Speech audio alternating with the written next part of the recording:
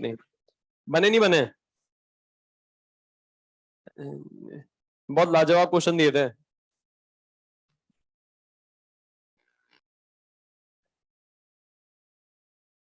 जय हिंद डॉक्टर्स।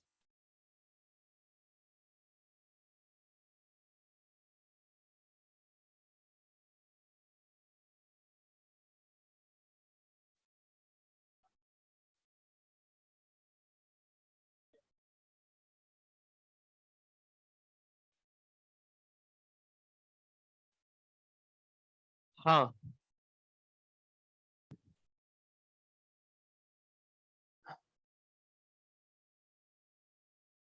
क्या क्वेश्चन दिया था? कौन सा क्वेश्चन दिया था?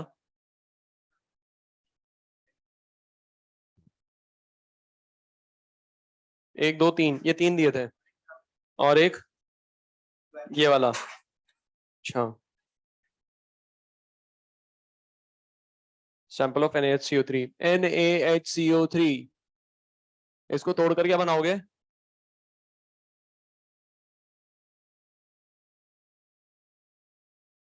ये बनेगा क्या?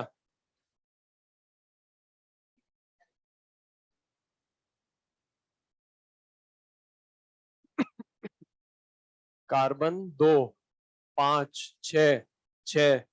और यहां पर कह रहा है NaHCO3 on heating gives CO2। ठीक है। What is percentage purity in sample? ठीक है। अब यहाँ पर आपको सैंपल का मास दे रखा है, सैंपल का mass, weight of sample. Weight of sample आपको दे रखा है 12.5 ग्राम। ठीक है। प्रेयर हो गई थी ना? नहीं हुई थी क्या? नहीं, कोई बात नहीं, नहीं जो है वो तो करना पड़ेगा ना फॉलो। हाँ, फटाफट। इतनी शक्ति हमें दे न दाता।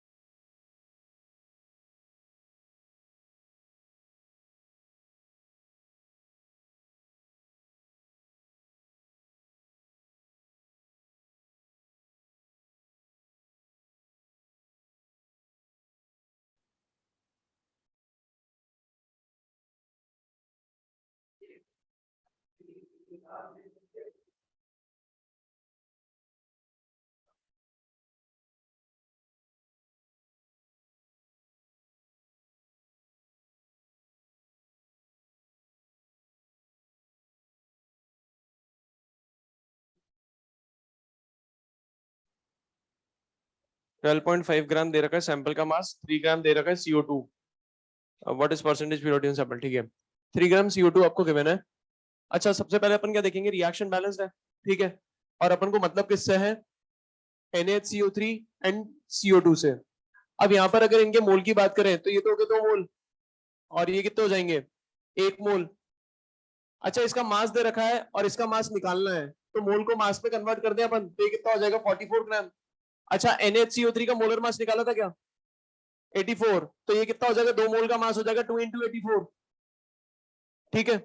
अब ये आपको दे रखा है 3 ग्राम है ये, ठीक है। और लास्ट क्लास में मैंने आपको बताया भी था कि जब भी आप रिएक्शन की मदद से रिएक्टेंट का मास निकालते हैं, जब भी आप रिएक्शन में रिएक्शन की मदद से रिएक्टेंट का मास निकाल रहे हैं, तो हमेशा जो मास आएगा वो प्योर सब्सटेंस का आएगा, ठीक है। तो अगर मैं 3 ग्राम CO2 की मदद से NaHCO3 का मास निकाल रहा हूं तो प्योर मास मिलेगा मुझे, क्योंकि रिएक्शन में हमेशा प्योर सब्सटेंस यूज होता है, कंज्यूम होता है, प्रोड्यूस होता है, ठीक है। तो अगर मैं यहां पर बात करूं तो मैं कह सकता हूं 44 ग्राम CO2 44 gram CO2 is produced from 2 into 84 gram of NaHCO3। तो आप मुझे बताओ 3 gram of CO2 will be produced from 2 into 84 divided by 44 into 3 gram of NaHCO3। इसको सॉल्व करा था, नहीं करा था? करा था। ये कितना आ रहा था? ये हो जाएगा 42 और 126 डिवाइडेड बाय 11 1.15 4 43 11.13। यही आ रहा था क्या? ये निकाला था नहीं निकाला था? ये आ रहा है या नहीं आ रहा है? कुछ और आ रहा था? क्या आ रहा था? नहीं परसेंटेज नहीं, पहले ये बताओ प्योर सब्सटेंस का मास कितना आया?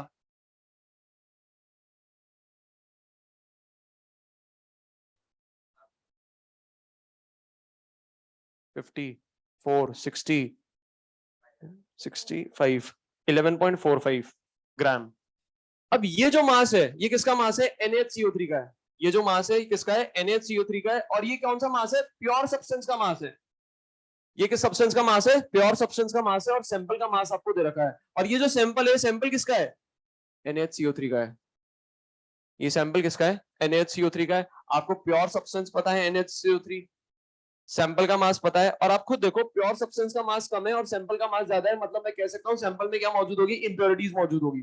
मतलब 100% सैंपल तो प्योर नहीं होगा। तो अगर मुझे परसेंटेज प्योरिटी निकालनी है, यही निकालनी थी ना परसेंटेज प्योरिटी, तो परसेंटेज प्योरिटी क्या हो जाएगी? Mass of pure substance upon mass of sample. Mass of pure substance कितना हो गया? 11.45 डिवाइडेड बाय 12.5 इंटू 100।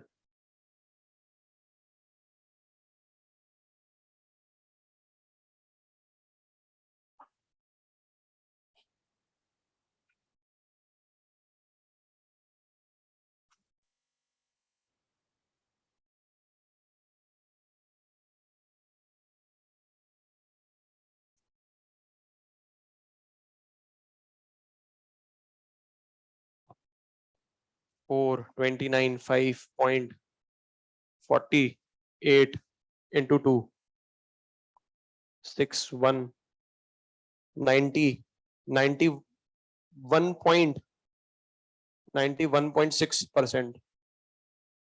10 11 1 8 9 91.6%। ये परसेंटेज प्योरिटी है।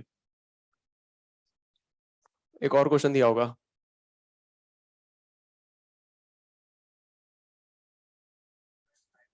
हाँ नेक्स्ट। इसमें डाउट है क्या किसी को? इसमें किसी को भी डाउट है तो बोलो। When this moles of N2 are reacted with this, how many liters of NH3 will be formed? ठीक है। N2 plus 3H2 gives 2 NH3 gas gas gas। यहाँ पर आपको मॉलिक्यूल्स गिवन है। किसके गिवन है? N2 के गिवन है 3.01 into 10 to the power 23। और यहाँ पर आपको क्या गिवन है? मास गिवन है 6 ग्राम। तो सबसे पहले तो अपन मोल्स निकाल लें। अच्छा मजेदार बात पता है क्या है? इस क्वेश्चन में आपको दो रिएक्टेंट का अमाउंट गिवन है, मतलब हो सकता है लिमिटिंग रिएजेंट का क्वेश्चन हो ये, है ना। तो अगर लिमिटिंग रिएजेंट के ओपन चेक करेंगे तो सबसे पहले तो अपन मोल निकाल लेते हैं। मोल क्या हो जाएगा? 3.01 into 10 to the 23 divided by Na। और यहाँ पर मोल क्या हो जाएगा? 6 बाय H2 के मॉलिक्यूल का मोलर मास 2। तो मैं यहां पर कह सकता हूं मोल कितना आ गया यहाँ पर? मोल आ जाएगा 1/2 और यहाँ पर कितना आ जाएगा 3। अब एक बार लिमिटिंग रिएजेंट की कंडीशन लगा दें। जब लिमिटिंग रिएजेंट की कंडीशन लगाएंगे तो डायरेक्ट अब मुझे बताओ रेशियो कितना आएगा। ये रेशियो आ जाएगा 1/2 moles divided by stoichiometric coefficient 1/2 moles divided by stoichiometric coefficient 1। Minimum value किसकी है N2 की, मतलब N2 क्या हो जाएगा लिमिटिंग रिएजेंट। अब जो भी कैलकुलेशन आप करोगे वो N2 के अकॉर्डिंग करोगे। आपको निकालना क्या है, how many litres of NH3 will be formed at STP। अब मुझे एक बात बताओ, ये तो अपन ने कैलकुलेशन करी थी लिमिटिंग रिएजेंट को पहचानने के लिए, तो ये तो खत्म हो गई। अब अपन बात करेंगे यहां पर, मुझे एक बात बताओ N2 के कितने मोल है, हाफ मोल। और स्टोइकियोमेट्री से दिखाई दे रहा है कि जितना भी खत्म होगा उसका दोगुना ये बनेगा। तो खत्म कितना होगा, आधा मोल, लिमिटिंग रिएजेंट है खत्म तो हो जाएगा। आधा मोल खत्म होगा तो बनेगा कितना, 1 मोल। मतलब मैं कह सकता हूं moles of NH3 produced is 1 मोल। और STP पर बात चल रही है, मतलब मैं कह सकता हूं वॉल्यूम ऑफ NH3 गैस कितना हो जाएगा 22.4 लीटर। डाउट है तो बोलो।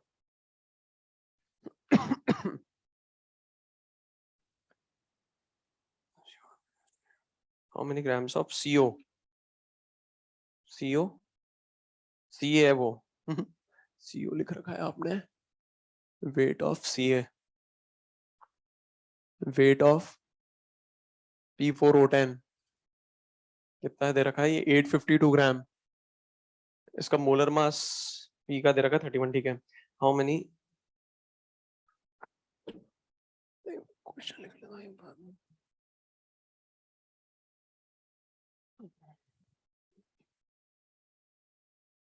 4 FeS2 plus 11 O2 gives 2 Fe2O3 plus 8 SO2,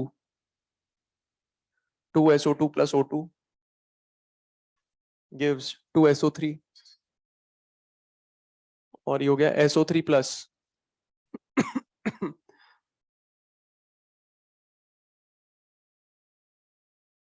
1 kg। इसका वेट मुझे निकालना है, ये लीजिए कर लीजिए आप ये वाला क्वेश्चन। ये तो आंसर हो गया इसका, है ना, ये तो क्वेश्चन खत्म हो गया। हाँ क्या दे रखा है, CO का मास निकालना है। अच्छा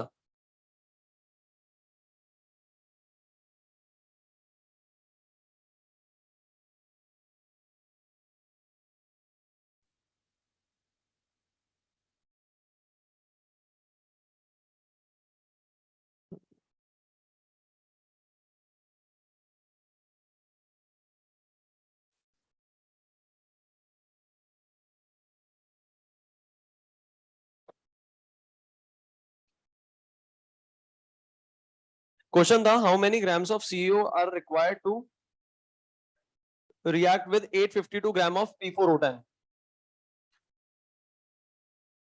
ठीक है, ये हुआ था क्या, किसने कराई है, किसने कराई है, कैसे करा, रिएक्शन देखी थी, चलो बहुत अच्छी बात है ये बनेगा CA3PO4 होल ट्वाइस। अब इसको बैलेंस कर लो,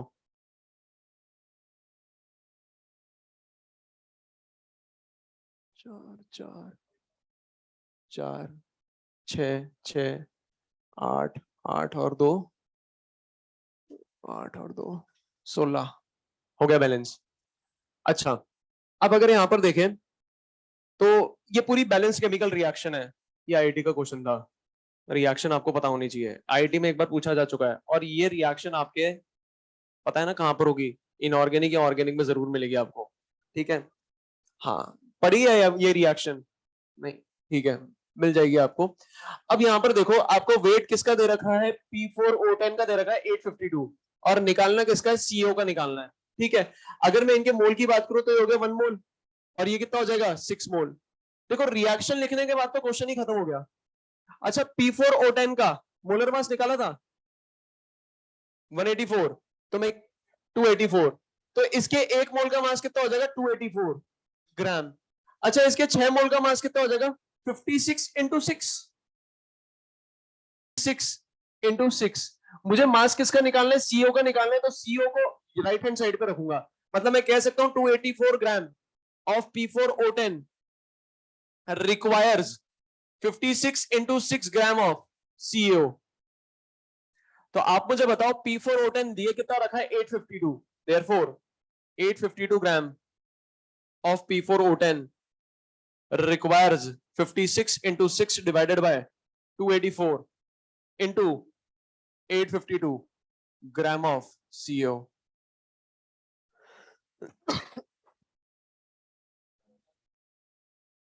4 8 12 6 8, ये 3 टाइम जा रहा है एग्जैक्टली। 56 इंटू 18, 56 इंटू 18 करा था किसी ने? कितना आता है? 48, 1008। ठीक है, 1008 ग्राम ऑफ सीओ, ये आंसर है 1008। हाँ ये करा था क्या?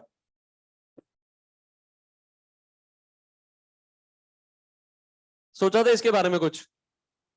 कैसे करा? सीक्वेंस चलाते गए, कितना आया फिर आंसर?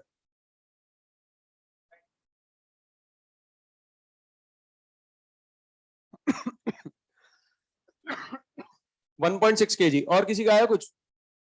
1.6 आ रहा है, 1.6 तो फिर तो 1.6 आंसर होगा। अच्छा इधर देखो, हाँ मुझे एक बात बताओ कैसे करा? यहां तक आ गए, फिर यहां से यहां तक पहुंच गए, डायरेक्टली पहुंच गए तो गड़बड़ कर दी फिर। पहुंच गए थे? सुनना ध्यान से, एक बात सुनना। अगर मैं यहां पर बात करूं स्टोइकियोमेट्री कोफिशिएंट देखो, तो ये रिएक्शन पहले से ही बैलेंस दे रखी है आपको, है ना? तो मैं कह सकता हूं इसके 4 मोल कंज्यूम होंगे, तो इसके 8 मोल प्रोड्यूस होंगे, है ना? इसके 8 मोल प्रोड्यूस होंगे। अब ये SO2 दिखाई दे रहा है यहां पर यहां पर 2 मोल है, वहां पर 8 है, तो इसको 8 बनाना पड़ेगा। 8 कैसे बनाएंगे? इसको 4 से मल्टीप्लाई करके। ये बात समझ में आ रही है? ठीक है, क्या ये 8 बन गया? अब मैं डायरेक्टली यहां से लेकर यहां तक जंप कर सकता हूं, क्योंकि यहां पर क्या है, ये 8SO2 है और यहां पर भी क्या हो गया? 8SO2 हो गया। ये बात समझ में आ रही है? अब 8SO2 हो गया तो मैं यहां पर पहुंच जाऊंगा, तो ये कितना हो जाएगा? 8SO3। अब 8SO3 से अगर मैं नेक्स्ट रिएक्शन पे जंप करूंगा तो यहां पर मुझे 1 ही दिखाई दे रहा है, तो इसको क्या कर दूंगा? 8 से मल्टीप्लाई कर दूंगा। इससे मल्टीप्लाई कर दूंगा 8 से। टेप ले आना, टेप, सेलो टेप। हाँ ये बात समझ में आई? यहां पर 8 से क्यों मल्टीप्लाई कर रहा हूं? क्योंकि मुझे सेकंड रिएक्शन से थर्ड रिएक्शन में आने के लिए क्या चाहिए? SO3 चाहिए। SO3 तो दिखाई दे रहा है, पर इसका जो स्टोइकियोमेट्री कोफिशिएंट है वो है 8, तो इसका भी बनाना पड़ेगा 8, तभी यहां पर आ सकता हूं। क्लियर है बात सभी को? ठीक है, अब आप चाहो तो इस रिएक्शन को ऐड भी कर सकते हो, या आप ऐसे मूव करते करते यहां पर भी आ सकते हो। अगर ऐड करते हो तो मैं यहां पर कह सकता हूं ये हो जाएगा 4FeS2 प्लस 11O2 प्लस, आप देखो यहां पर ये 8 हो जाएगा और ये 8 हो जाएगा, ये तो कैंसिल आउट हो गया, तो ये कितना हो जाएगा? 4O2। ले जाना, बस हो गया, थैंक यू।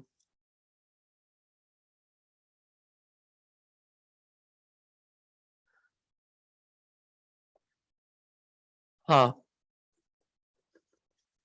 ये तो कैंसिल आउट हो जाएगा, क्योंकि 8SO2 हो गया, ये 8SO2 हो गया। ठीक है, अब अगर मैं रिएक्टेंट रिएक्टेंट की बात करूं तो 4 से मल्टीप्लाई करूंगा तो 4O2 आ गई है। ठीक है, अब यहां पर आप देखिए ये भी क्या हो गया? 8SO3 हो गया और ये 8SO3 हो गया, तो ये भी कैंसिल आउट हो गया। तो यहां पर आप देखिए ये कितना हो जाएगा? 8H2O। क्या सारे रिएक्टेंट्स लिख लिए मैंने? सारे रिएक्टेंट्स लिख चुके हैं। ठीक है, अच्छा प्रोडक्ट की बात करते हैं।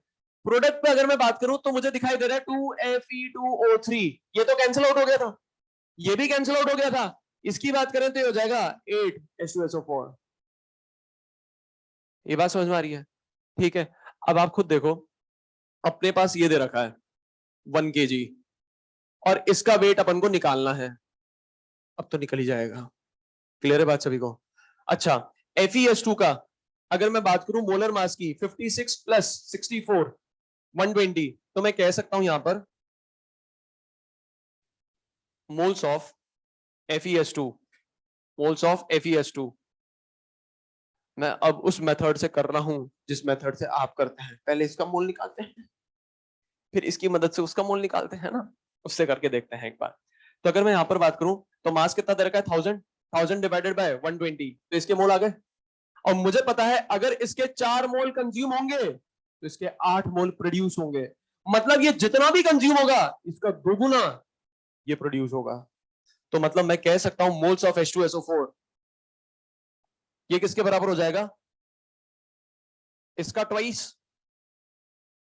अब आप मुझे बताओ, मुझे निकालना क्या है, weight of H2SO4। Weight of H2SO4 निकालना है तो किससे मल्टीप्लाई करना पड़ेगा, मॉलिक्यूलर मास किसका, आपका या मेरा, कितना होता है, सॉल्व कर लेना, आंसर आ जाएगा। अब ये जो आंसर आएगा किस में आएगा, ग्राम में आएगा। क्यों, क्योंकि मैंने केजी को ग्राम में कन्वर्ट कर दिया है। ठीक है, कितना आ रहा था, कितना आ रहा है, 1610 ग्राम, 1.61 केजी।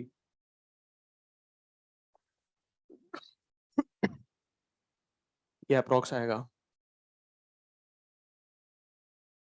समझ में आ गया कैसे करना है ऐसे क्वेश्चंस को, है ना। कहां तक पढ़ाया था लास्ट क्लास में, LR के कितने क्वेश्चन कराए थे, एक कराया था। क्वेश्चन लिखना,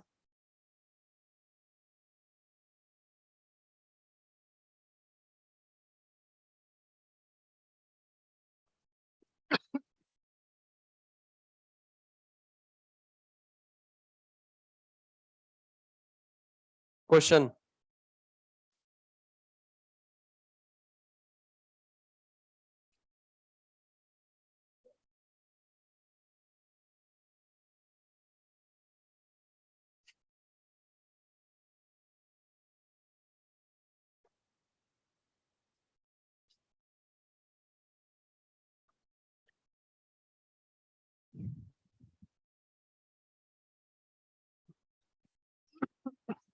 क्वेश्चन लिखिए।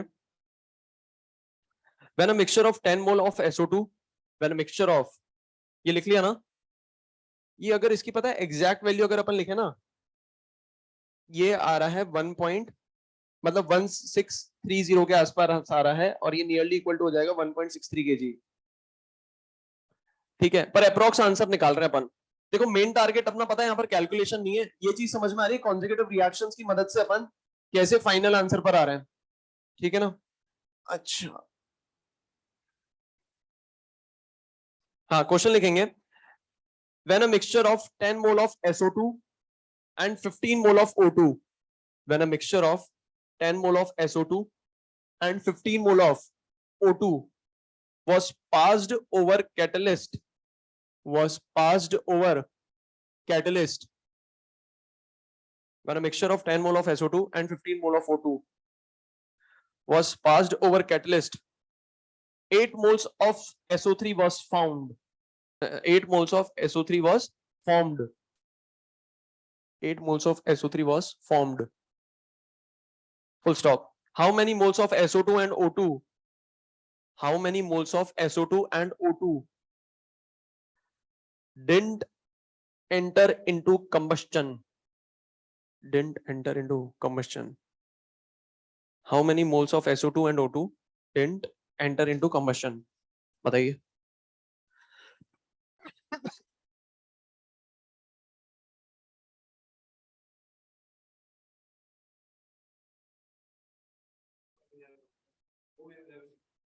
2, 2 and 11 बिल्कुल सही आंसर है। 2 and 11।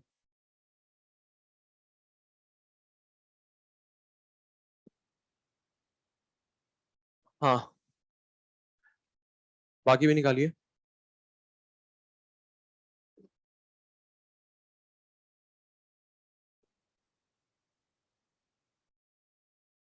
10, 15, 8।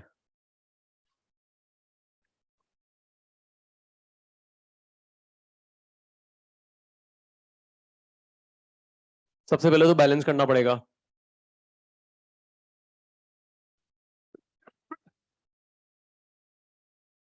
2SO2 plus O2 gives 2SO3। आ रहा है 2 और 11, है ना? देख लेते हैं एक बार।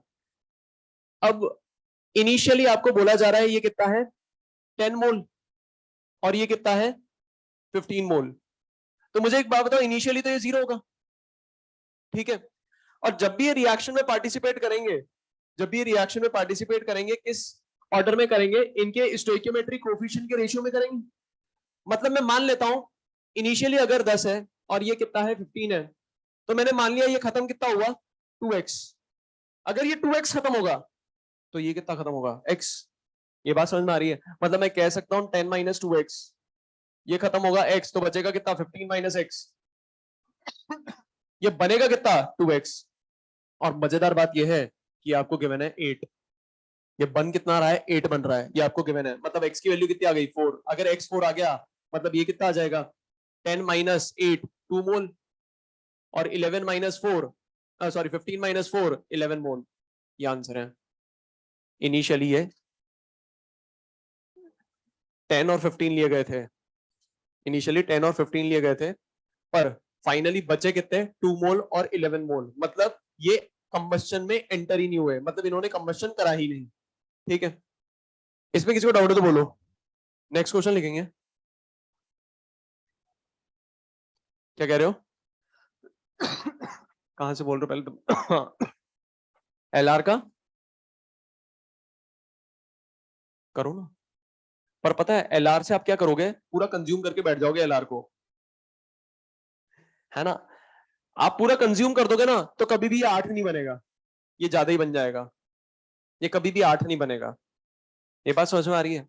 और आप देखो जो लिमिटिंग रिएजेंट है, यहाँ पे लिमिटिंग रिएजेंट कौन हो जाएगा, mole upon stoichiometry 5, mole upon stoichiometry 15, मतलब ये लिमिटिंग रिएजेंट। और अगर ये लिमिटिंग रिएजेंट हो गया तो देखो पूरा खत्म नहीं हो रहा है, तो इसलिए अपन इसको एलआर मान के पूरा कंज्यूम करके नहीं बता सकते। नेक्स्ट क्वेश्चन लिखेंगे।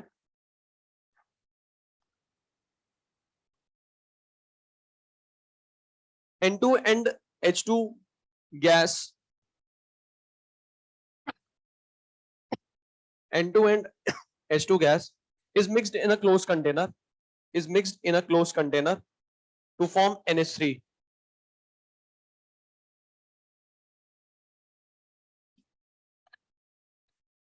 Is mixed in a closed container to form NH3. Full stop. The reaction stops before either reactant has been totally consumed. The reaction stopped before either reactant has been totally consumed. At this stage,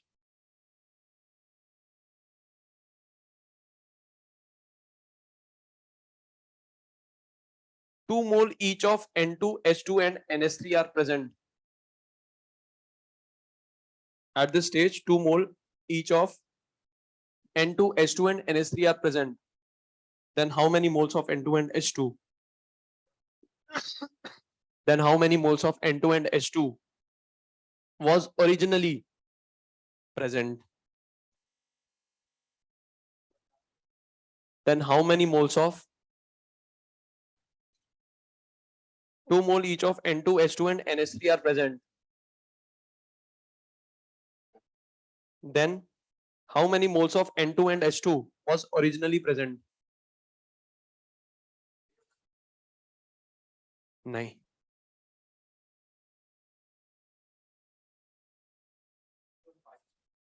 3 और 5 बिल्कुल सही answer है।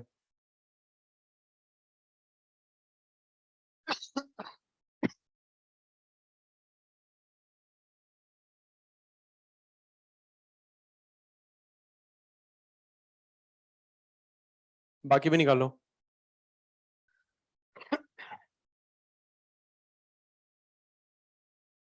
कितना आ रहा है, 3 और 5 बिल्कुल सही है, 3 और 5।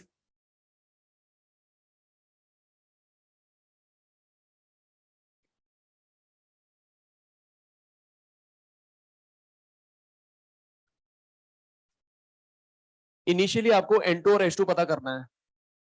आप इसको मान लो x, इसको मान लो y, ये हो जाएगा 0, ठीक है? अब time t is equal to T पर मैं कह सकता हूं ये खत्म हो गया, मान लो ये a खत्म हो गया, ठीक है, ये कितना खत्म हो गया, a खत्म हो गया, तो मैं कह सकता हूं x माइनस a बचेगा।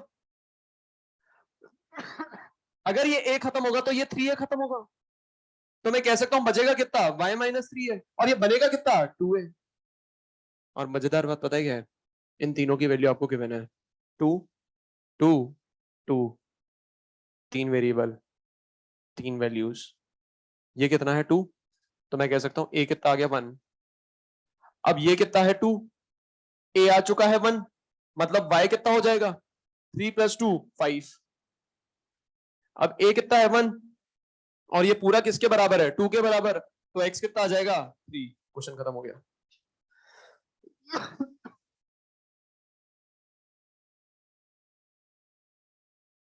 एक और तरीके से कर सकते थे, जब आपको पता चल रहा है NH3 यहां पर कितना बना 2 बना, तो मैं कह सकता हूं इनिशियली ये तो होगा ही नहीं, तो अगर इसको पूरा खत्म कर दो, पूरा खत्म कर दो, तो मुझे यहां पर दिखाई दे रहा है अगर ये 2 खत्म होगा, मतलब रिवर्स जा रहे अपन, अगर ये 2 खत्म होगा तो ये 1 बनेगा, मतलब ये जितना भी खत्म होगा उसका आधा बनेगा। 2 खत्म हुआ है 1 बन जाएगा, मतलब इनिशियली 3 होगा, मतलब 1 खत्म होकर इसने 2 बनाए होंगे। बात समझ में आ रही है ना, ऐसे भी कर सकते हो। नेक्स्ट क्वेश्चन लिखेंगे।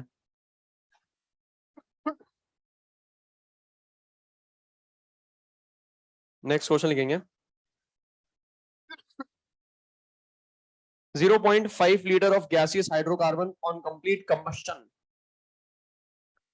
0.5 liter of gaseous hydrocarbon on complete combustion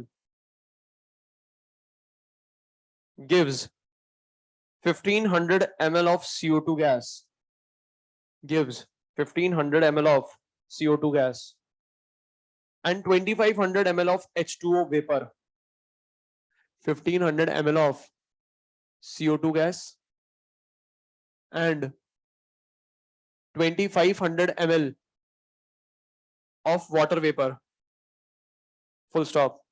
All volume are measured under similar condition of temperature and pressure. All volume are measured under similar condition of temperature and pressure. Full stop. Determine formula of hydrocarbon. Determine hydrocarbon.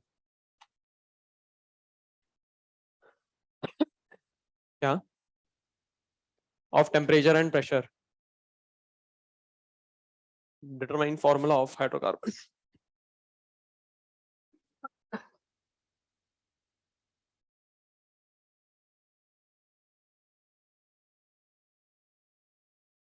Hydrocarbon की reaction लिखना आती है? एक बार देख लो इधर।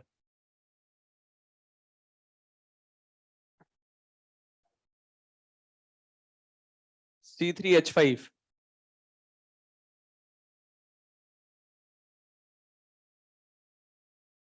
505, हाँ। H2O नहीं, C3H5 आ रहेगा आंसर। क्या आपको ये चेक नहीं करना है कि बनता है नहीं बनता, जो बन रहा है बनने देना, बिल्कुल बन जाएगा। C3H10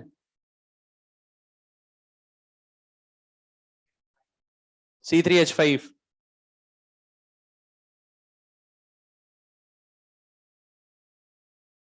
अच्छा इधर देखो, हाइड्रोकार्बन की रिएक्शन लिखना आनी चाहिए अपन को, है ना। अगर जनरल हाइड्रोकार्बन बोल रहा है, हाइड्रोकार्बन का मतलब क्या होता है, एक ऐसा कंपाउंड जिसमें कार्बन भी हो और हाइड्रोजन भी हो।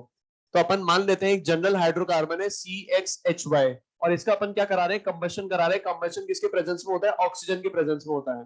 कंबशन किसके प्रेजेंस में होता है, ऑक्सीजन के प्रेजेंस में होता है। गिव्स क्या मिलेगा कंबशन पर, CO2 प्लस H2O। ये बात समझ में आ रही। अब इसको बैलेंस करना पड़ेगा। सबसे पहले बैलेंस किसको करोगे आप, कार्बन को। कार्बन कितना है X, तो ये X आ गया। फिर किसको करोगे, हाइड्रोजन को, ये Y/2 हो जाएगा, क्योंकि आप देखो रिएक्टेंट साइड हाइड्रोजन कितना है Y, तो प्रोडक्ट भी कितना होना चाहिए, Y होना चाहिए। आप देखो Y/2 × 2 Y आ गया। ठीक है, अब बैलेंस करोगे ऑक्सीजन को। अगर मैं यहाँ पर प्रोडक्ट साइड ऑक्सीजन देखूं तो ये कितना हो गया 2x, और ये कितना हो गया y/2 इंटू 1। मतलब मैं कह सकता हूं अगर प्रोडक्ट साइड ऑक्सीजन की बात करूं, प्रोडक्ट साइड ऑक्सीजन की बात करूं तो ये हो जाएगा 2x प्लस y/2। ठीक है, अच्छा रिएक्टेंट साइड कितना नजर आ रहा है, मुझे 2 ही नजर आ रहा है। मुझे एक चीज समझ में आती है, यहां पर मुझे कुछ लिखना पड़ेगा, यहां पर मुझे कुछ लिखना पड़ेगा, और इसको मैं मान लेता हूं z है। जो मुझे लिखना पड़ेगा वो क्या है, z। z ऐसा होना चाहिए ताकि ये दोनों क्या हो जाए, बराबर हो जाए। ये बात समझ में आ रही है? तो z की वैल्यू कितनी आ जाएगी, मैं कह सकता हूं x प्लस y/4। ये बात समझ में आ रही है? क्लियर है सभी को, है ना? अच्छा, अब आपको क्या कहा जा रहा है मैंने आपको बताया था सबसे पहले क्या करेंगे, रिएक्शन को बैलेंस करेंगे। और यहां पर ये जो स्टोइकियोमेट्रिक कोफिशिएंट होंगे, ये स्टोइकियोमेट्रिक कोफिशिएंट किसके बारे में बताते हैं, मोल के रेशियो के बारे में भी बताते हैं और वॉल्यूम के रेशियो के बारे में भी बताते हैं। मतलब अगर मैं यहां पर स्टोइकियोमेट्रिक कोफिशिएंट के रेशियो की बात करूं तो मैं बोल सकता हूं 1:2 x/2 y/2 होगा। मुझे अभी इससे मतलब नहीं है, और अगर मैं लिखूं इसको तो इसको भी तो लिख सकता हूं मैं, x प्लस y/4। ये बात समझ में आ रही है? ठीक है, अच्छा मुझे एक बात बताओ, ये तो मैंने इनके स्टोइकियोमेट्रिक कोफिशिएंट के रेशियो लिख दिए, मुझे तो बस एक बात बता दो, क्वेश्चन में ये कितना दे रखा है 0.5 लीटर, मतलब कितना दे रखा है 500 ml। कितना दे रखा है, 500 ml दे रखा है। अब ये पूरा का पूरा 500 ml खत्म करके कितना बना रहा है, CO2, CO2 बना रहा है 1500 ml, और H2O कितना बन रहा है 2500 ml। H2O कितना बन रहा है 2500 ml। मुझे एक बात बताओ, ये सब क्या है, इनके वॉल्यूम के रेशियो हैं। ये वॉल्यूम मुझे दे रखा है, ये वॉल्यूम मुझे क्या कर रखा है, दे रखा है। ये तो हुए रेशियो, ये हुई एग्जैक्ट वैल्यू। क्या एग्जैक्ट वैल्यू से मैं रेशियो निकाल सकता हूं, निकाल सकता हूं ना यार। ये पूरा खत्म भी हो रहा है, ये इतना खत्म होके इतना बना भी रहा है। और स्टोइकियोमेट्री बोलता क्या है कि अगर इसका 1 लीटर खत्म होगा तो इसका x लीटर बनेगा, इसका y/2 लीटर बनेगा। अगर इसका 500 ml खत्म होगा तो इसका 1500 बनेगा, और इसका 2500 बनेगा। मतलब अगर मैं यहां पर इनके रेशियो की बात करूं तो मैं कह सकता हूं 500 से डिवाइड कर दूं सबको। अगर 500 से डिवाइड करूंगा तो ये कितना आ गया 1:1500 डिवाइडेड बाय 500, ये कितना आ गया 3:2500 डिवाइडेड बाय 500, ये कितना आ गया 5। मतलब जो रेशियो हो जाएगा वो हो जाएगा 1:3:5। इसका मतलब ये है कि स्टोइकियोमेट्रिक कोफिशिएंट के अकॉर्डिंग रेशियो ये आ रहा था। जो सब्सटेंस का मुझे यहाँ पर क्वांटिटी दे रखी है उसका रेशियो लेता हूं तो रेशियो ये आ रहा है। मतलब मैं कह सकता हूं x की वैल्यू किसके बराबर आ गई, 3 के बराबर, और y/2 की वैल्यू किसके बराबर आ गई, 5 के बराबर। मतलब y की वैल्यू कितनी आ गई, 10 के बराबर। तो हाइड्रोकार्बन क्या हो जाएगा, C3H10। ये आंसर है। इसमें किसी को डाउट है तो बोलो।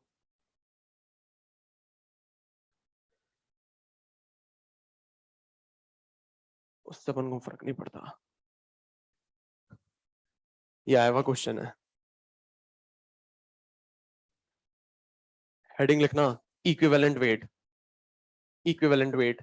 और याद करो इक्विवेलेंट वेट अपन ने पढ़ रखा है रेडॉक्स में, लॉ ऑफ इक्विवेलेंस भी पढ़ रखा है।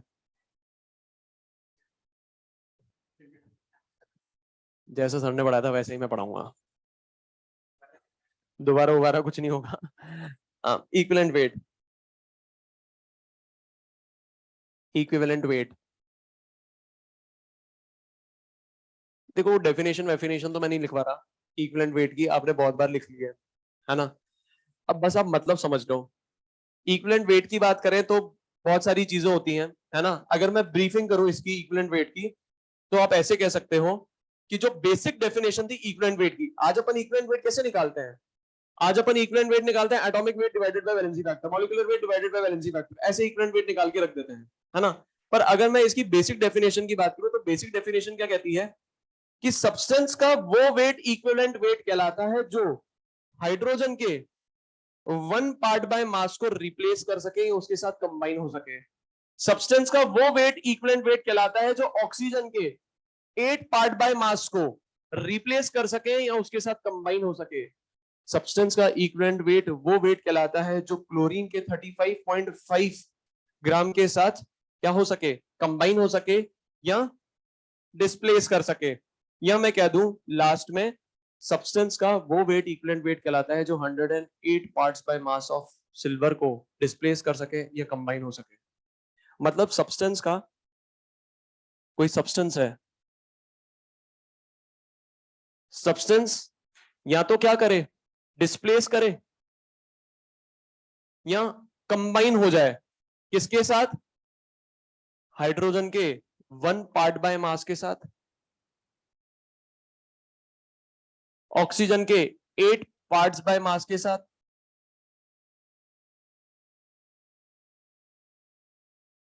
क्लोरीन के 35.5 पार्ट्स बाय मास के साथ, और सिल्वर के 108 पार्ट्स बाय मास के साथ। तो वो वेट सब्सटेंस का इक्विवेलेंट वेट कहलाएगा। ये बिल्कुल बेसिक डेफिनेशन है। अब ये जो बेसिक डेफिनेशन थी सिर्फ कुछ सालों तक ही प्रिवेल हुई थी, कुछ सालों तक ही यूज करी गई थी, क्योंकि जैसे जैसे न्यू सब्सटेंसेस आते गए, जैसे जैसे न्यू सब्सटेंसेस आते गए, इनकी मदद से उनका इक्विवेलेंट वेट निकालना डिफिकल्ट हो पा रहा था। क्यों डिफिकल्ट हो पा रहा था? जो पहले बेसिक डेफिनेशन लिखी थी ना, वो किसके टर्म्स में लिखी थी? हाइड्रोजन, ऑक्सीजन, क्लोरीन और सिल्वर के टर्म्स में लिखी थी। अच्छा, इन्हीं के टर्म्स में क्यों लिखी गई? क्योंकि जितने भी पहले मेटल्स या एलिमेंट्स डिस्कवर हुए थे, उनमें से कोई ना कोई एलिमेंट इनके साथ तो रिएक्शन करता था, और जब भी इनके साथ रिएक्शन होगी तो इसकी मदद से अपन क्या निकाल लेंगे? उस सब्सटेंस का इक्विवेलेंट वेट निकाल लेंगे। ठीक है, जैसे कि अगर मैं एग्जांपल लूं SO3 का। अब SO3 ये क्या है? एक कंपाउंड है। ठीक है, अब मुझे यहां पर सल्फर का इक्विवेलेंट वेट निकालना है। ठीक है, सल्फर का क्या निकालना है? इक्विवेलेंट वेट निकालना है इस डेफिनेशन के अकॉर्डिंग। तो आप मुझे बताइए, अगर मैं इस कंपाउंड को देखूं तो सल्फर कितना है? 32 ग्राम। और ऑक्सीजन कितना है? 48 ग्राम। बस देखते रहना, लिखने की कोई जरूरत नहीं है। सल्फर कितना है? 32 ग्राम। ऑक्सीजन कितना है? 48 ग्राम। डेफिनेशन क्या कहती है? सब्सटेंस का वो मास जो ऑक्सीजन के 8 मास को क्या करे? डिस्प्लेस करे, या उसके 8 ग्राम के साथ क्या हो जाए? कंबाइन हो जाए। ठीक है, या तो 8 ग्राम को क्या कर दे? डिस्प्लेस कर दे, या 8 ग्राम के साथ क्या हो जाए? कंबाइन हो जाए। अब यहां पर बेसिकली जो टर्म ली जाती थी वो ग्राम नहीं ली जाती थी, वो ली जाती थी पार्ट बाय मास। मतलब यहां पर ये जो 48 ग्राम अपन लिख रहे हैं ना, ये बेसिकली क्या था? 48 पार्ट्स बाय मास। मतलब जो टोटल मास है उसको अपन ने कितने पार्ट्स में डिवाइड कर दिया? 48 पार्ट्स में। जो टोटल मास है सल्फर का, उसको अपन ने कितने पार्ट्स में डिवाइड कर दिया? 32 पार्ट्स में। और पार्ट बाय मास को अपन यहां पर क्या यूज कर रहे हैं? ग्राम से रिप्लेस करके यूज कर रहे हैं। तो डेफिनेशन क्या कहती है? अगर आपको इस सब्सटेंस का इक्विवेलेंट वेट निकालना है तो आपको यह देखना पड़ेगा कि ये जो सल्फर है ये 8 ग्राम ऑक्सीजन के साथ कितना कंबाइन होता है, या 8 ग्राम ऑक्सीजन को कितना डिस्प्लेस करता है। तो आप मुझे बताओ, मैं कह सकता हूं 48 gram of oxygen combines with 32 gram of sulphur to form SO3, है ना? 48 gram of oxygen combines with 32 gram of sulphur to form SO3। तो आप मुझे बताओ 8 ग्राम ऑक्सीजन के साथ कितना सल्फर कंबाइन होगा? मैं कह सकता हूं 32 डिवाइडेड बाय 48 इंटू 8। ये बात समझ में आ रही है? अब अगर आप इसको सॉल्व करोगे, ये हो जाएगा 32/6। तो यहां से सल्फर का अगर मैं बात करूं इक्विवेलेंट वेट की, ये आ गया 32/6। क्लियर है बात सभी को? ये बेसिक डेफिनेशन है, बेसिक डेफिनेशन चल रही है। अब अगर सपोज करो मेरे से कोई बोल दे SO2 में सल्फर का इक्विवेलेंट वेट निकालो, SO2 में सल्फर का क्या निकालो? Equivalent weight. आप कैसे निकालोगे? यहां पर कितना ऑक्सीजन है? 32 ग्राम। अच्छा, 32 ग्राम ऑक्सीजन कितने के साथ कंबाइन हो रहा है? 32 ग्राम सल्फर के साथ कंबाइन हो रहा है। डेफिनेशन क्या कहती है? 8 ग्राम के साथ जितना सल्फर कंबाइन होगा वही उसका इक्विवेलेंट वेट होगा। तो आप मुझे बताओ ये कितना हो जाएगा? 32/32 इंटू 8। तो ये कितना हो जाएगा?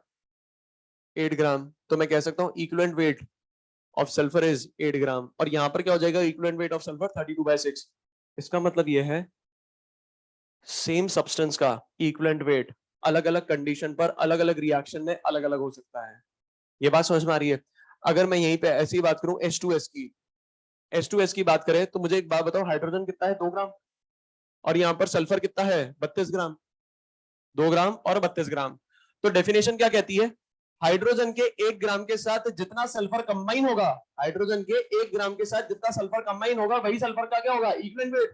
तो 1 ग्राम के साथ कितना कंबाइन होगा? 16 gram. Equivalent weight of sulphur is 16। ये बात समझ में आ रही है? क्लियर है बात सभी को? ये तो हो गई बिल्कुल ट्रेडिशनल डेफिनेशन, ठीक है।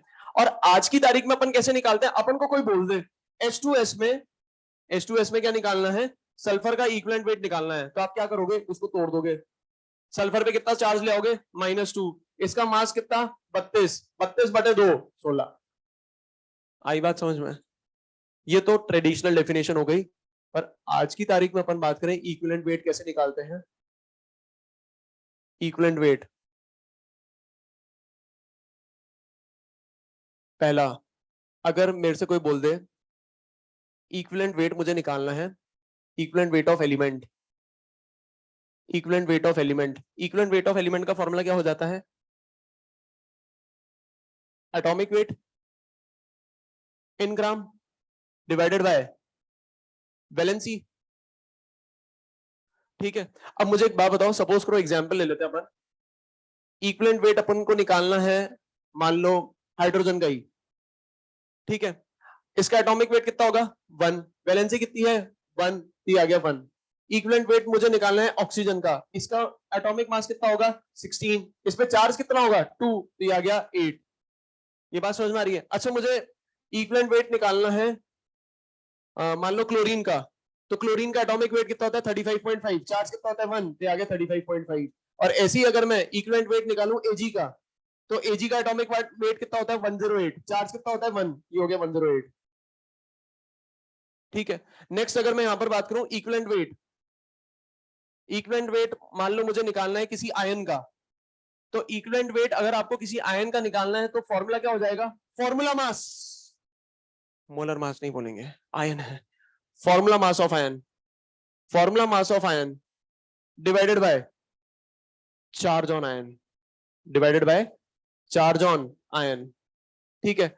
अगर मैं यहां पर एग्जांपल ले लूं, एग्जांपल ले लेते हैं, मान लो आपको इक्विवेलेंट वेट निकालना है SO4 - 2 का, तो मुझे बता सकते हो इसका फॉर्मूला मास कितना होगा?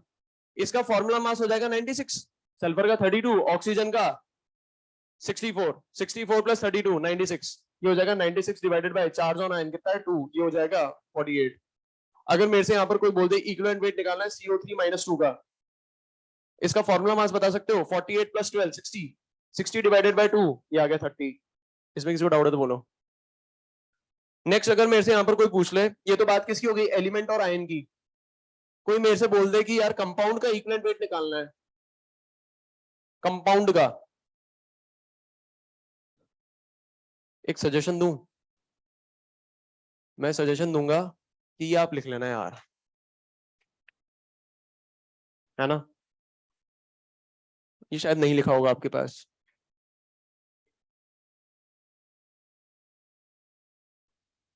ये नहीं बताया?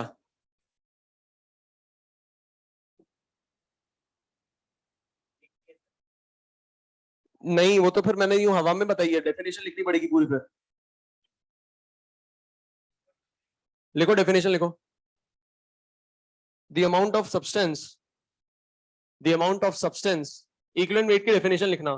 The amount of substance which combines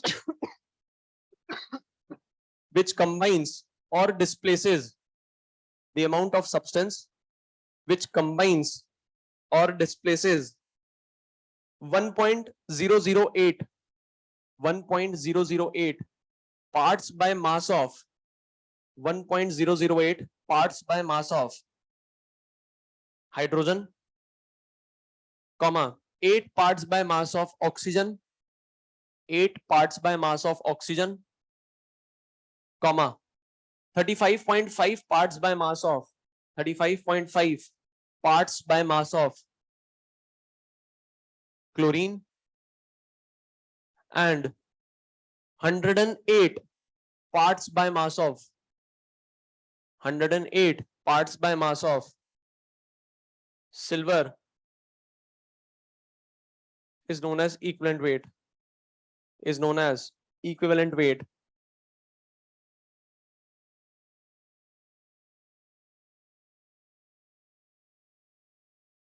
is known as equivalent weight.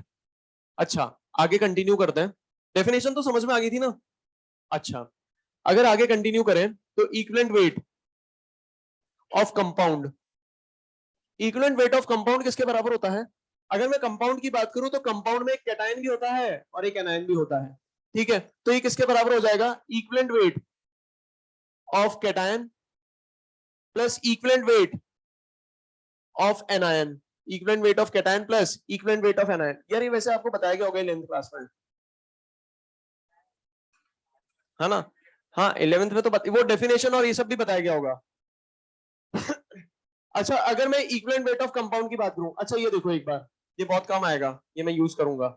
Equivalent weight of जो कंपाउंड होता है वो किसके बराबर होता है? Equivalent weight of cation plus equivalent weight of anion.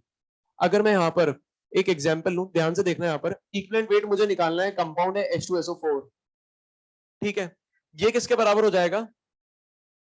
Cation कौन है? H प्लस है ना? कभी भी 2H प्लस मत लिख देना. अपन यहाँ पर बात किसकी कर रहे हैं? कैटायन की बात कर रहे हैं, तो कैटायन ही लिखना. तो equivalent weight of cation plus equivalent weight of anion. Anion कौन है? SO4-2. अब मुझे बताओ H प्लस की अगर अपन बात कर रहे हैं, कैटायन की अपन बात कर रहे हैं, तो यहाँ पर कैटायन कौन हो जाएगा? H plus. और इसका अपन ने इक्विवेलेंट वेट निकाला था 1 प्लस इसका अपन ने इक्विवेलेंट वेट निकाला था 48 इज इक्वल टू 49. और याद करो इसका होता है 98 डिवाइडेड बाय 2. निकालते हो ना आप, है ना? अच्छा, एक और एग्जांपल ले लेते हैं, इक्विवेलेंट वेट ऑफ H2CO3. तो ये क्या हो जाएगा? Equivalent weight of hydrogen plus equivalent weight of CO3-2. मुझे बताओ equivalent weight of H plus कितना हो जाएगा? 1 plus equivalent weight of CO3-2 अभी निकाला था 30, ये आ जाएगा 31. 62 डिवाइडेड बाय 2, 31. नेक्स्ट अगर मैं यहां पर बात करूं, fourth, equivalent weight of salt. Equivalent weight of salt क्या हो जाएगा? Molecular weight of salt, molecular weight of salt divided by total positive charge या टोटल नेगेटिव चार्ज. ये अपन ने बात करी थी सॉल्यूशन चैप्टर में. टोटल पॉजिटिव चार्ज और टोटल नेगेटिव चार्ज. ठीक है. Fifth, equivalent weight of acid और base, equivalent weight of acid और बेस. ये क्या हो जाएगा? मॉलिक्यूलर वेट ऑफ एसिड और बेस डिवाइडेड बाय बेसिसिटी और एसिडिटी.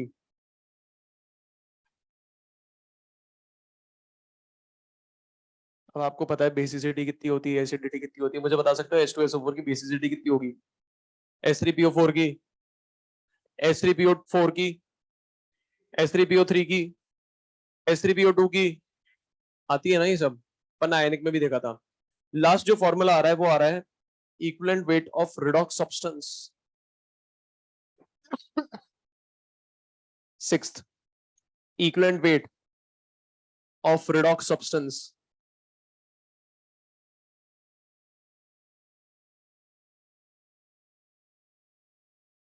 ये इसको आप ऐसे लिख सकते हो, equivalent weight of substance in redox reaction. In redox reaction ये किसके बराबर हो जाएगा? Molecular weight of substance, molecular weight of substance divided by, किससे डिवाइड करूं? चेंज इन ऑक्सीडेशन स्टेट पर mole of substance. Change in oxidation state पर mole of substance. और ये फॉर्मूला अपन ने पूरे रिडॉक्स चैप्टर में यूज करा है अपन ने, है ना?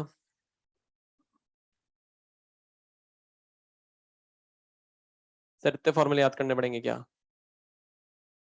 सिर्फ एक formula, molar mass divided by valency factor. ये फॉर्मूला है ना? Molar mass divided by valency factor. तो अगर मैं मॉडिफाइड फॉर्मूले की बात करूं, या आप ऐसे कह दो सिंप्लीफाइड फॉर्मूले की बात करूं, तो मैं कह सकता हूं equivalent weight is equals to molar mass divided by valency factor. ठीक है, कर लिया कॉपी? क्वेश्चन लिखें?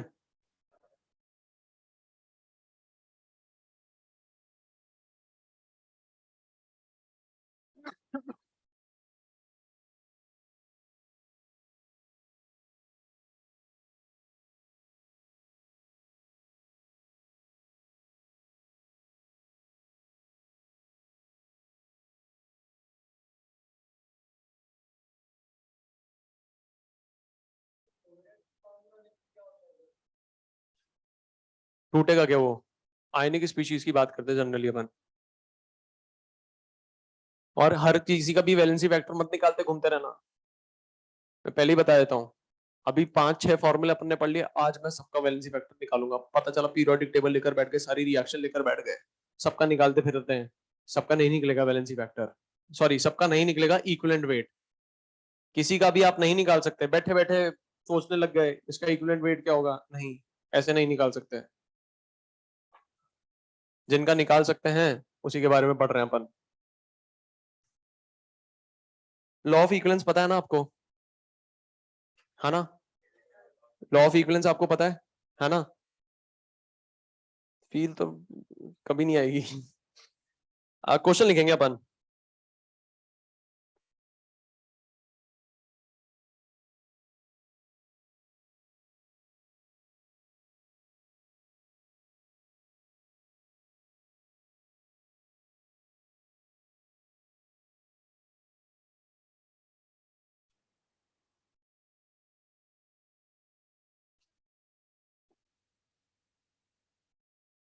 फॉर्मूला मास कैसे निकालेंगे? फॉर्मूला मास आप जैसे बेसिकली फॉर्मूला मास का मतलब क्या होता है, आयनिक स्पीशीज का मास। जैसे आप नॉर्मली मास निकालते हो ना, वैसे फॉर्मूला मास निकाल सकते हो आप।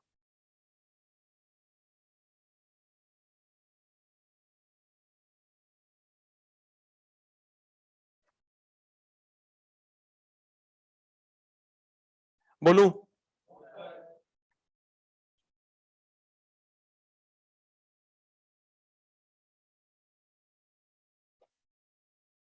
लॉ ऑफ इक्विवेलेंस पता है ना यार?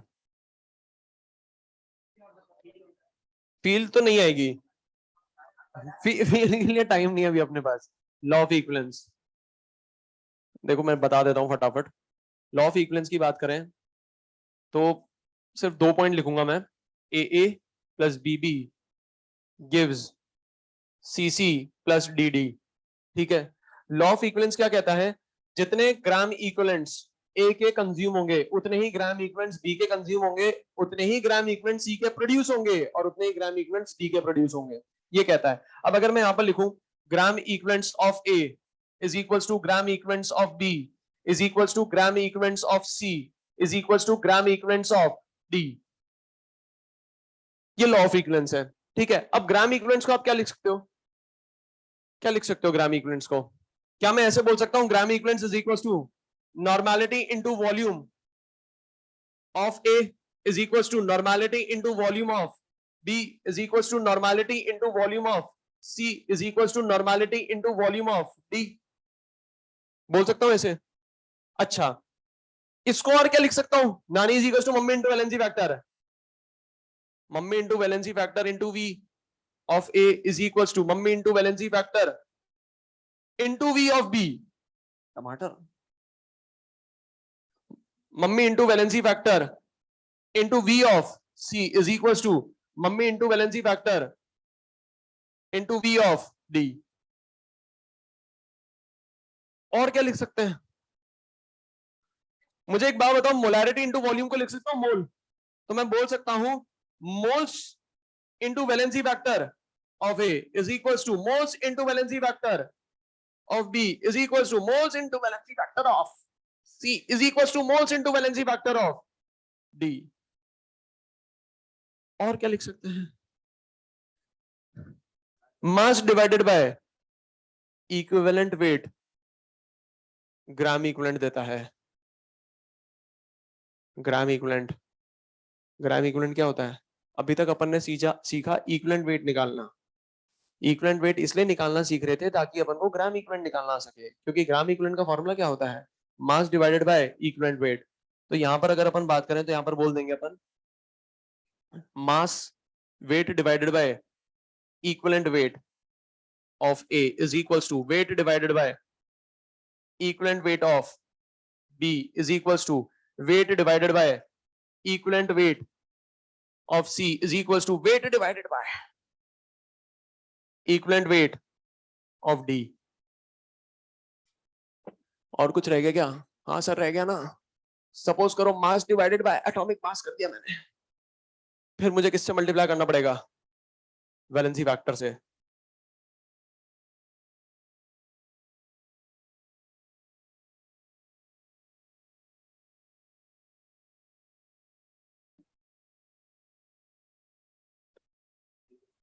एक कंपाउंड दे रखा है, इन अ कंपाउंड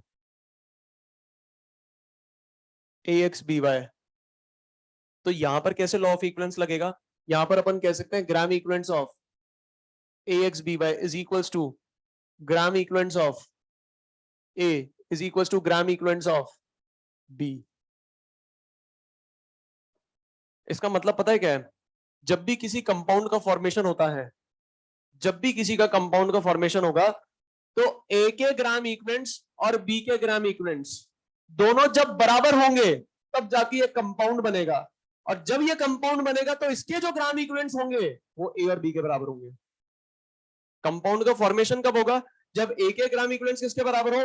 B के बराबर हो। और जब ये कंपाउंड बनेगा तो इस पूरे कंपाउंड के ग्राम इक्विवेलेंट्स जो होंगे वो इंडिविजुअल कंपोनेंट के ग्राम इक्विवेलेंट्स के बराबर होंगे। तो ये जो लॉ ऑफ इक्विवेलेंस है ना, दो जगह लगता है, एक तो कंपाउंड में लगता है और एक रिएक्शन में लगता है। ये बात समझ में आ रही है? ठीक है, क्वेश्चन लिखो अब ये सारे इतने सारे फॉर्म क्यों लिखवाए मैंने? टाइम पास नहीं कराया है। यहाँ पर बेसिकली पता है, आपको पता होगा कि एग्जामिनर बहुत चालाक और शातिर है, वो एक का नॉर्मेलिटी दे देगा और वॉल्यूम दे देगा। मतलब सपोज करो ए का आपको नॉर्मेलिटी वॉल्यूम दे दिया, तो रिएक्शन है, यही रिएक्शन मान लो। ए का आपको नॉर्मेलिटी और वॉल्यूम दे दिया, और सी का आपको दे दिया सब्सटेंस का नाम। सब्सटेंस का नाम दे दिया तो मैं कह सकता हूं वैलेंसी फैक्टर आ जाएगा। मान लो H2SO4 दे दिया तो वैलेंसी फैक्टर पता है 2 होती है, ठीक है, और कह देगा मोल निकालो। तो ग्राम इक्विवेलेंट्स तो दोनों के बराबर होंगे, पर इसके ग्राम इक्विवेलेंट का फॉर्मूला मुझे ऐसे लिखना पड़ेगा क्योंकि डेटा मुझे इस फॉर्म में गिवन है। इसके ग्राम इक्विवेलेंट का फॉर्मूला मुझे ऐसा लिखना पड़ेगा क्योंकि मुझे जो डेटा निकालना है वो मोल का निकालना है। वरना अपन क्या करेंगे, पहले तो इसका ग्राम इक्विवेलेंट निकालेंगे फॉर्मूले से, फिर इसके ग्राम इक्विवेलेंट को इसमें कन्वर्ट करेंगे। आप डायरेक्टली लिखेंगे। क्वेश्चन लिखना, क्वेश्चन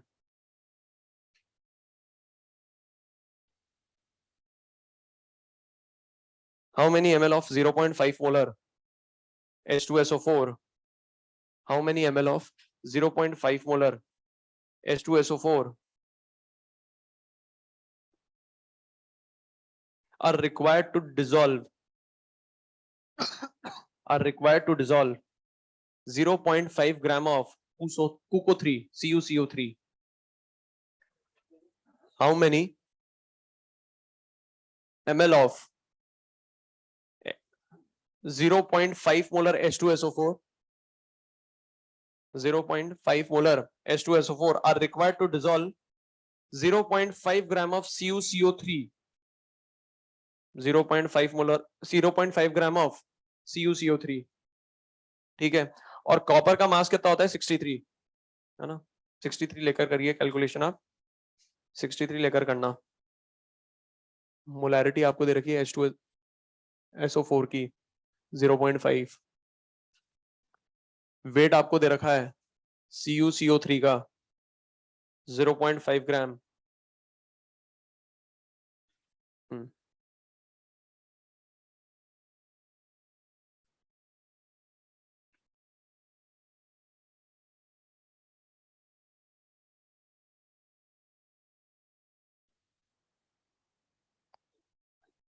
कितना आ रहा है? अच्छा इधर देखो एक बार, इधर देखना एक बार, समझो इस क्वेश्चन को। मुझे एक बात बताओ, यहां पर जो रिएक्शन दे रखी है, क्वेश्चन में कहा जा रहा है how many ml of 0.4 molar 0.5 molar H2SO4 are required to dissolve 0.5 gram of CuCO3। ठीक है, मतलब अपन कर क्या रहे हैं, H2SO4 में क्या कर रहे हैं, डिसॉल्व कर रहे हैं CuCO3। एक बार सुन लो इधर, H2SO4 में क्या डिसॉल्व कर रहे हैं, CuCO3 डिसॉल्व कर रहे हैं। क्या मैं रिएक्शन लिख सकता हूं, लिख सकता हूं रिएक्शन, रिएक्शन लिख सकता हूं क्या? बहुत अच्छी बात है, आप लिख सकते हो, पर मैं पता नहीं लिख नहीं पा रहा, है ना, नहीं आ रहा मेरे से, नहीं हो पा रहा मेरे से। ठीक है, सुनना मेरी बात ध्यान से, अगर मैं रिएक्शन नहीं लिख पा रहा हूं तो क्या मैं मोल कॉन्सेप्ट से क्वेश्चन सॉल्व कर लूंगा? जब रिएक्शन ही नहीं पता तो मोल कॉन्सेप्ट से तो नहीं हो सकता।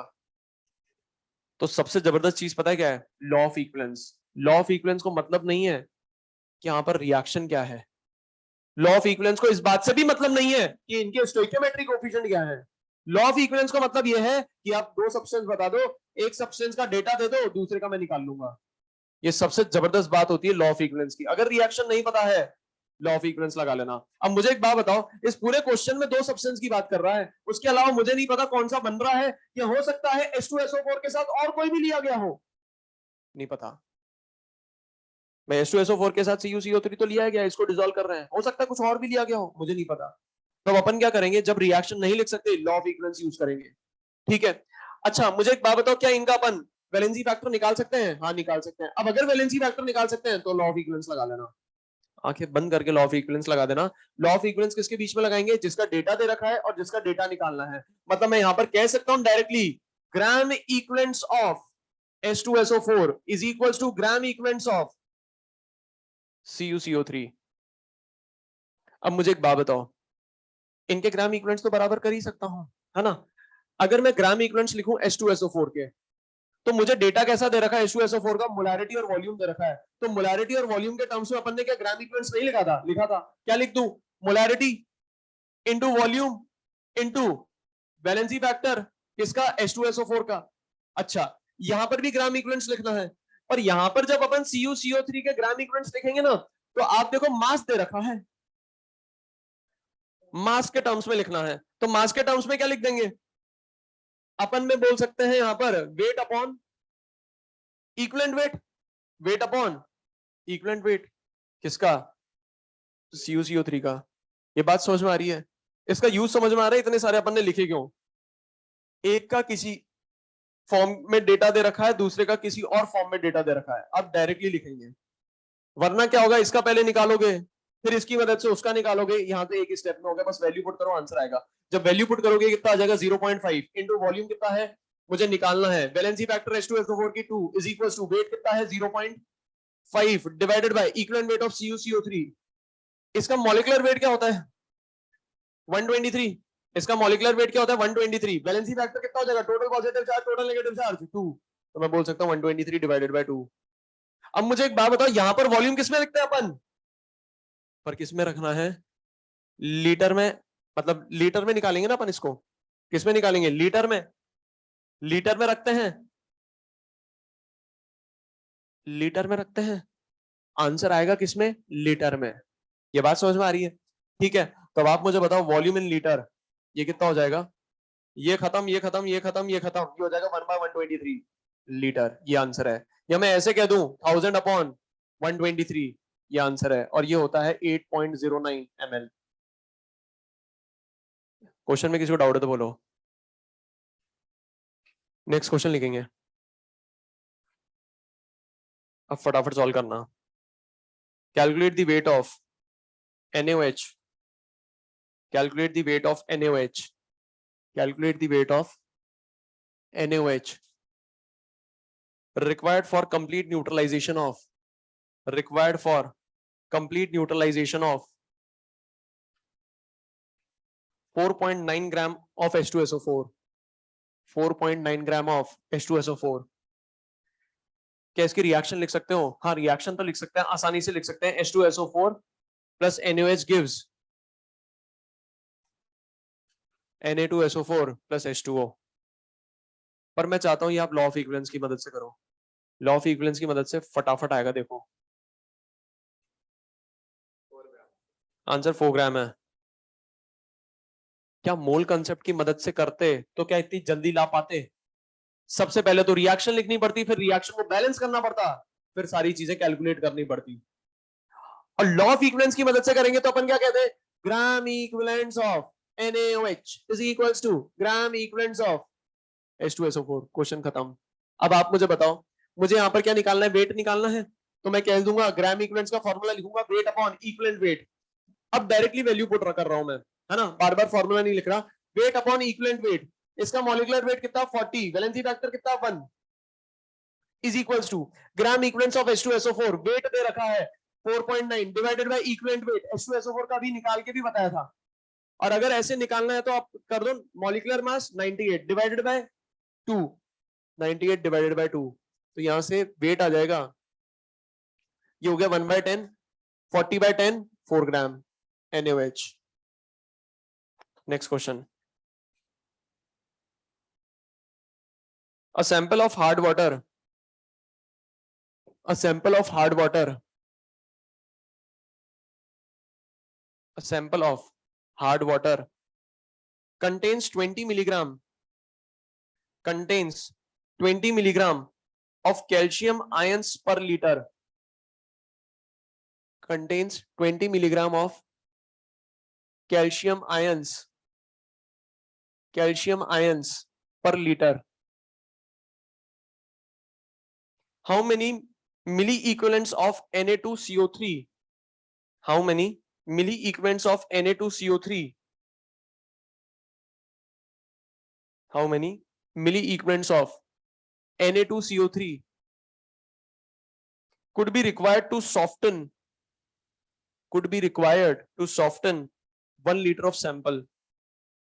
Could be required to soften 1 liter of sample. सबसे पहली चीज एक बार देख लो यहां पर, एक और बार सुन लो। सबसे पहली चीज, क्या मैं यहां पर रिएक्शन लिख सकता हूं? नहीं लिख सकता। दूसरी चीज, क्या मैं यहां पर इनके वैलेंसी फैक्टर निकाल सकता हूं? निकाल सकता हूं वैलेंसी फैक्टर। और अगर वैलेंसी फैक्टर निकाल सकता हूं, आंखें बंद करके लॉ ऑफ इक्विवेलेंस लगा दो। बताओ।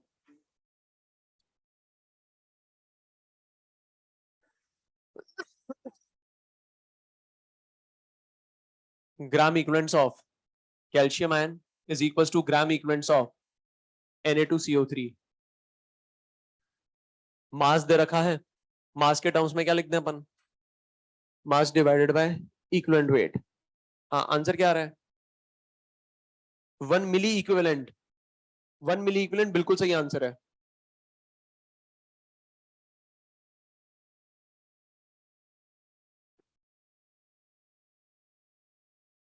आ गया?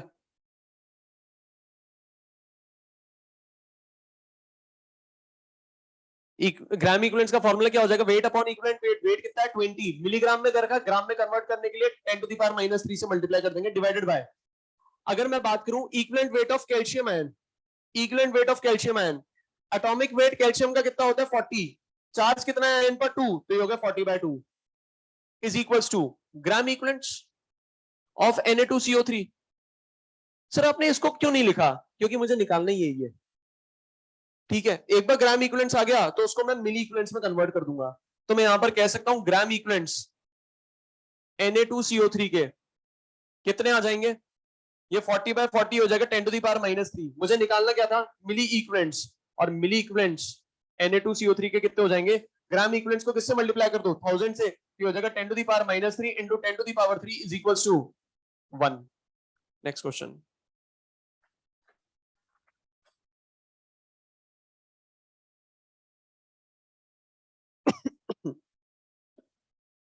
1 gram CaCO3 was found, 1 gram CaCO3 was found to require 50 ml of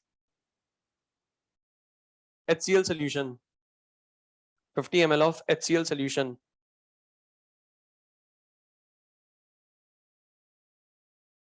of HCl solution. Find out the normality of HCl solution. Find out the normality of HCl solution.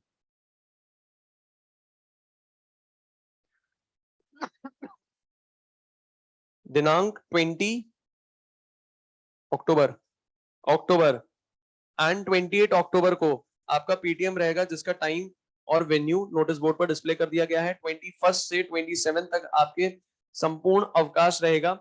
29 का class schedule notice board पर display कर दिया गया है, ध्यानपूर्वक देख लें। Find out the normality of HCl solution. Find out the normality of HCl solution. Volume of HCl solution आपको given है 50 ml. कितना आ रहा है? 4 बिल्कुल गलत है, आंसर है 0.4। 0.4 बिल्कुल सही आंसर है। यहां पर भी क्या करना है, gram equivalents CaCO3 is equals to gram equivalents HCl। अब ग्राम इक्विवेलेंट्स ऑफ CaCO3 की अगर मैं बात करूं तो यहां पर मास दे रखा है, तो mass divided by equivalent weight कर दूं, और इक्विवेलेंट वेट क्या हो जाएगा, molar mass divided by valency. 100 molar mass होता है, वैलेंसी कितना हो जाएगा 2 is equals to gram equivalents HCl का। HCl के ग्राम इक्विवेलेंट्स मुझे रखने हैं किसके टर्म्स में, N और V के टर्म्स में। तो ये कितना हो जाएगा, नॉर्मेलिटी इनटू वॉल्यूम, और वॉल्यूम कितनी दे रखी है 50। ये किस में दे रखा है, ml में, डिवाइड किससे करूंगा 1000 से, तो नॉर्मेलिटी आ जाएगी। ये हो गया 50 है ना, तो ये हो जाएगा 1000 divided by 50, 25, 10 by 25, 2 by 5, 0.4 normal. ये आंसर है। नेक्स्ट क्वेश्चन लिखेंगे।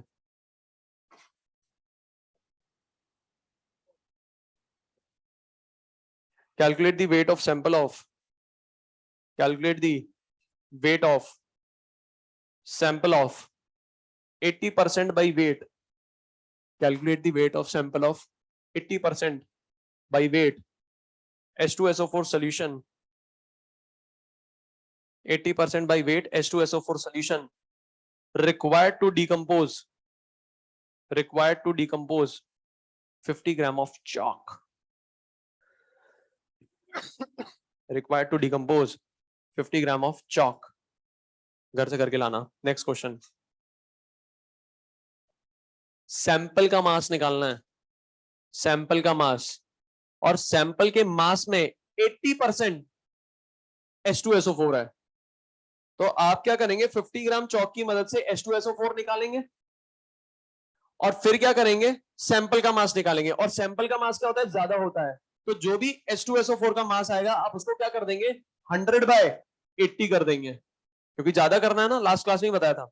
हाँ, next question, 30 ml of 0.1 normal, 30 ml of 0.1 normal BaCl2 is reacted with 40 ml of 0.2 normal, is reacted with 40 ml of 0.2 normal Al2SO4 whole thrice, full stop। Calculate the weight of BaSO4 formed, calculate the weight of BaSO4 formed, और barium का atomic mass होता है 137।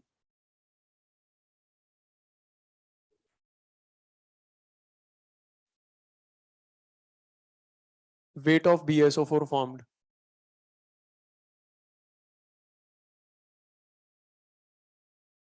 बताओ।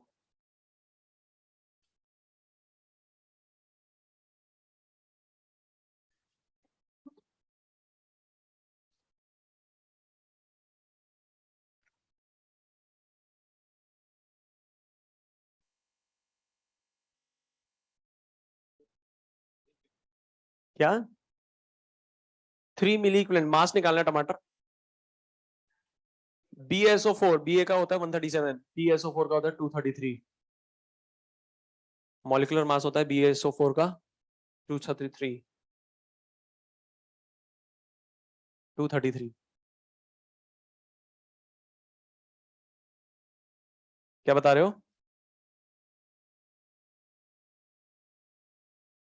699 milligram, बिल्कुल गलत answer है। Divided by 2, 349.5, 249.5 नहीं है आंसर, 349.5 आंसर है। अच्छा इधर देखो, लिमिटिंग रिएजेंट का क्वेश्चन है, दो सब्सटेंस का आपको अमाउंट दे रखा है, दो सब्सटेंस का अमाउंट दे रखा है, लिमिटिंग रिएजेंट। अब अगर मैं यहाँ पर ग्राम इक्विवेलेंट्स कैलकुलेट करूं, सबसे पहले ग्राम इक्विवेलेंट्स कैलकुलेट कर रहा हूँ BaCl2 के, तो ग्राम इक्विवेलेंट्स कितना हो जाएगा, ये हो जाएगा 0.1 इंटू 30 डिवाइडेड बाय 1000, और ग्राम इक्विवेलेंट्स हो जाएगा Al2SO4 होल थ्राइस, इसका हो जाएगा 40 इंटू 0.2 डिवाइडेड बाय 1000। अब आप खुद देखो सबसे कम वैल्यू क्या है BaCl2 की, BaCl2 की वैल्यू कैलकुलेट करोगे तो ये कितना आ जाएगा, ये मैं कह सकता हूं ये आ जाएगा 0.33 इंटू 10⁻³ ग्राम इक्विवेलेंट्स, और ये कितना आ जाएगा, ये हो जाएगा 0.8 इंटू 10⁻³ ग्राम इक्विवेलेंट्स लिमिटिंग रिएजेंट। सारी कैलकुलेशन इसकी मदद से करूंगा, इसकी मदद से नहीं करूंगा। थोड़ा सा दिमाग भी लग रहा होगा आपका कि बिन फालतू दो दो डेटा क्यों दे रखा है जब एक ही डेटा सफिशिएंट है, लिमिटिंग रिएजेंट है।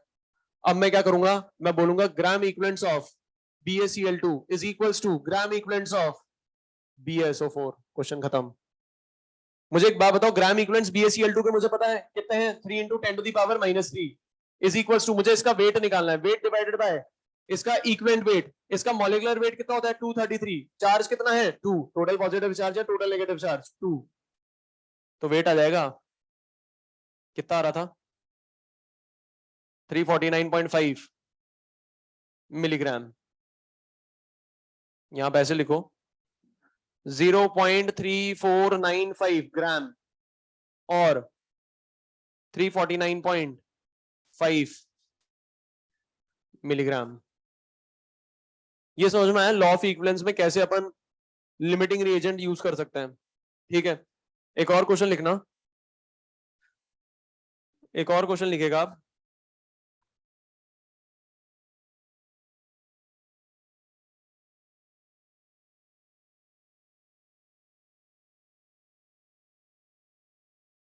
how much AgCl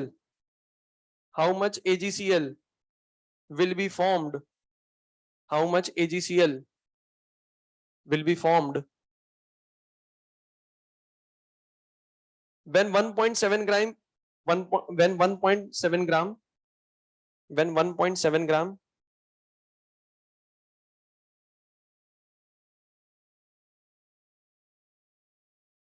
AgNO3 is added in 100 ml of, is added in 100 ml of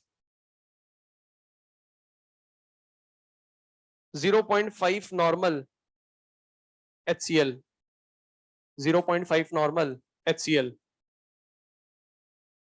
thank you. And सभी स्टूडेंट्स को हैप्पी दिवाली। आप बहुत अच्छे से एंजॉय करिएगा, बहुत अच्छे से आप फेस्टिव सीजन को सेलिब्रेट करना, अपना बहुत अच्छे से ध्यान रखना एंड अपने फैमिली का भी बहुत अच्छे से ध्यान रखना। आपको और आपकी पूरी फैमिली को मेरी तरफ से, पूरे एलन परिवार की तरफ से हैप्पी दिवाली। Thank you.